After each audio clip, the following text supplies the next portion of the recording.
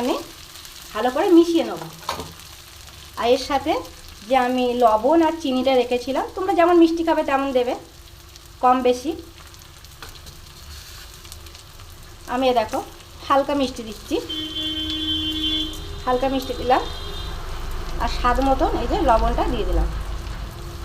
লবণটা একটু লাগবে বন্ধুরা, বুঝে শুনে দেবে তোমরা। হয়ে গেল।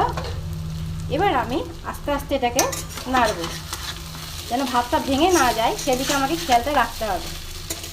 হালকা হালকা করে আমাকে নাড়তে হবে, দিয়ে আমাকে সব একসাথে করে মেশাতে হবে।